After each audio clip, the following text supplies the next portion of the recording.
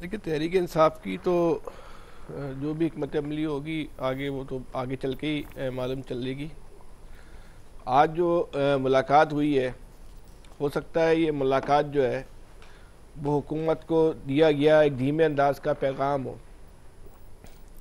ये पैगाम है या नहीं है ये भी आने वाले दिनों में जो है वो उसका अंदाज़ा हो सकेगा। वरना इस हुकूमत पे ये इल्ज़ाम लगाना कि इसने मुलाकात मुकी भी थी और या इसकी मर्ज़ी से हुकूमत की ख्वाहिश पे ये मुलाकात हो गई, ये इस हुकूमत के साथ भी है ना ज़्यादती करने वाली ही बात है ना। या हुकूमत को उसका कद बिलावज में बड़ा करने की बात है, या उनको किसी इम्तिहान में डालने की बात है कि भाई हुकूमत नहीं मुलाकात होने दे रही या हुकूमत ने मुलाकात करवा दी। बहरहाल आने वाले दिनों में इसका अंदाज़ा हो सकेगा कि जो आज मुलाकात की इजाज़त दी गई उसके पीछे क्या असबाब हैं और क्या मुहर्रिकात हैं। बात यह है कि एक सियासतदान पर आप एहतजाज करने पे ना पाबंदी लगाते हैं, उसका जवाब तलाश किया जा सकता है कि भाई एहतजाज करने से माशरे के अंदर जो है ना इंतशार फैलता है, सही जलाओ गिराओ, उसकी ज़ाहिर इजाज़त नहीं होनी चाहिए। किसी भी माशरे में, मौज़िब माशरे में जलाओ गिराओ जो है कोई एक मौज़िब तरीका बहरहाल आज की दुनिया में तो नहीं है। बिल्कुल पुरअमन अंदाज में एहतजाज होना चाहिए, लेकिन बदकिस्मती से हमारे जो एहतजाज होते हैं वो आम आदमी को अजियत देने का सबब बनते हैं।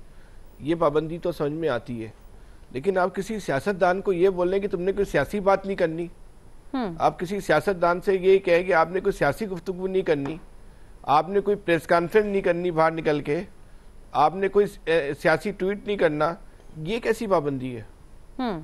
मतलब एक इस मुल्क में कोई खुदा ना खास्ता कोई माशाल्लाह तो नहीं लगा हुआ, जमहूरियत है। इमरान खान सियासतदान नहीं, वो क्या है, डॉक्टर है, इंजीनियर है, वो किस पे इंजीनियरिंग क्या साइंस सिखाएंगे? या वो बताएंगे कि जो नाले में कराची में बच्चे गिर रहे हैं उसको निकालने का तरीक़ेकार क्या होना चाहिए बच्चे ताकि ना गिरे, गटर का ढक्कन बनाना सिखाएंगे? भाई सियासतदान है ना, सियासी गुफ्तगू करेंगे ना, उस पर आप कैसे पाबंदी लगा सकते हैं?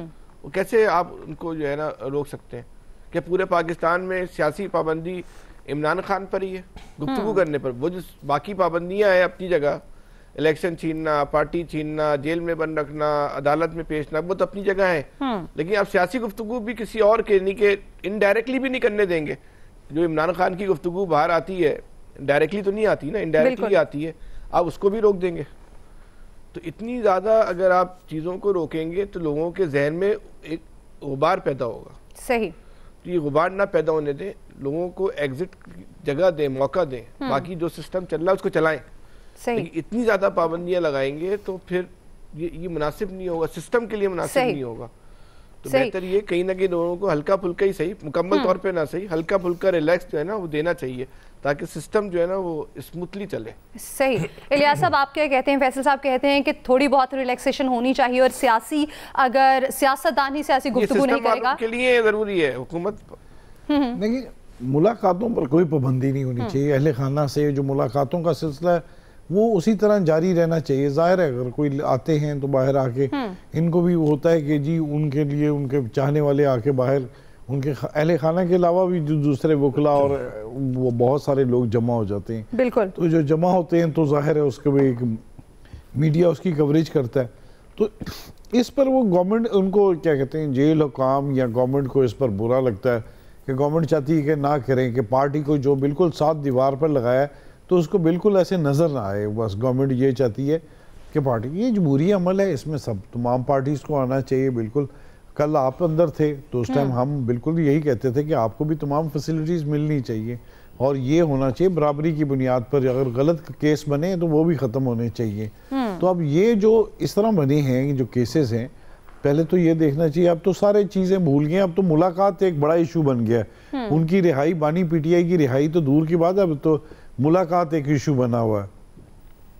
तो इनकी पार्टी को भी चाहिए कि जाके वो केसेस को लड़े ताकि उनको बाहर ले आए। मुलाकातों के जो रहने दें, गवर्नमेंट नहीं चाहेगी कि वो मुलाकात के, गवर्नमेंट को पता है कि उनके मुलाकातों की वजह से कितना मसला, अब ना मिलने की वजह से जो भी है जैसा भी किया गया है, तो उसका इतना प्रेशर था कि गवर्नमेंट को एक दफ़ा फिर इनको मुलाकात करने के लिए दिया गया, लेकिन उसमें शर्त लगा दी है कि जेल मैनुअल के तहत ना इनको बातचीत ना करने दी जाए अंदर से बाहर जाके। गवर्नमेंट जितना दबाएगी उतना ज़्यादा लोग देखेंगे इस चीज़ को।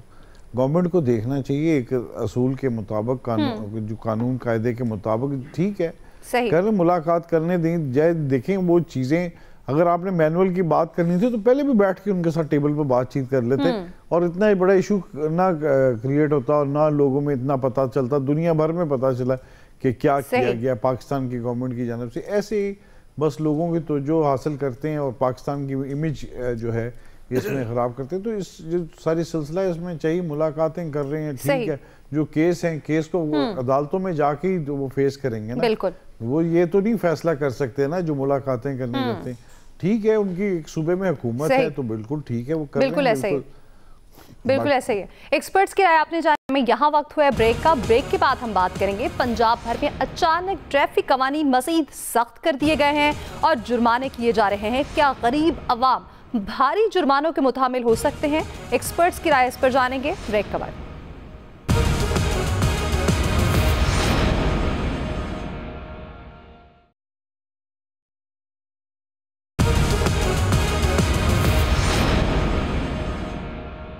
जो ट्रैफिक वायलेशन के फाइन्स हैं उनको रेलेवेंट बनाया गया। सिग्नल की खिलाफ वर्जी के फाइन को मोटरसाइकिल के लिए 2000 रुपया कर दिया गया, रैश ड्राइविंग पे 3000, विदाउट लाइसेंस पे 2000, स्मोक फैलाने वाले मोटरसाइकिल के ऊपर 2000, इसी तरह 2 से ज़ायद सवारियां बिठाने के ऊपर 2000, मोबाइल फ़ोन ड्राइविंग करते हुए अगर मोटरसाइकिल वाला इस्तेमाल करेगा तो 2000 और अगर कार वाला करेगा तो 3000, कम उम्र बच्चे अगर मोटरसाइकिल चलाएंगे तो 2000 जुर्माना और अगर कार चलाएंगे तो 5000 जुर्माना।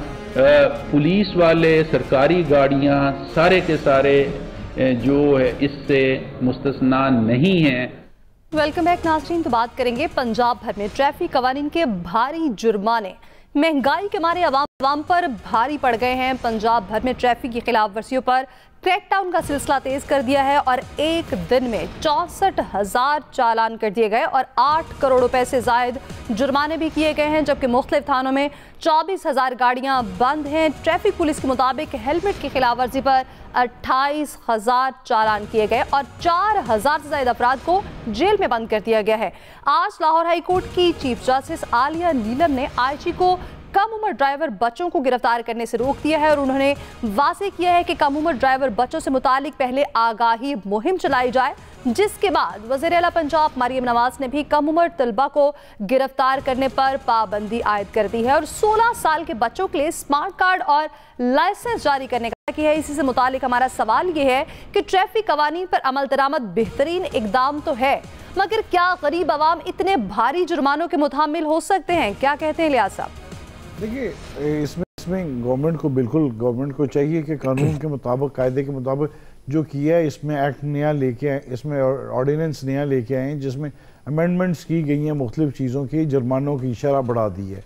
गवर्नमेंट ने ठीक किया जो भी किया कि ताकि गलतियाँ ना हो, लेकिन गवर्नमेंट को पहले एजुकेट करना चाहिए था लोगों को, इसको मुहिम चलानी चाहिए थी। ये नहीं एकदम पकड़ दकड़ शुरू हो गई है और 24 घंटे लोगों की पकड़ दकड़ जारी है और ज़्यादातर यूनिवर्सिटी के बच्चे, जो कॉलेज के बच्चे हैं, वो पकड़े गए हैं। इसमें बड़े लोग काम करने वाले बूढ़े बंदे भी पकड़े गए और थानों में इस तरह देखें रश और सुबह कचहरियों में देखें लोगों के हथकड़ियाँ लगी हुई हैं, उनको ऐसे जैसे बहुत बड़े मुजरम है, सिर्फ वायलेशन की गई है कि उसने 1 वे की वायलेशन की है या इस तरह लेके उनको सबको लेके 23,000 तो बंदों का उन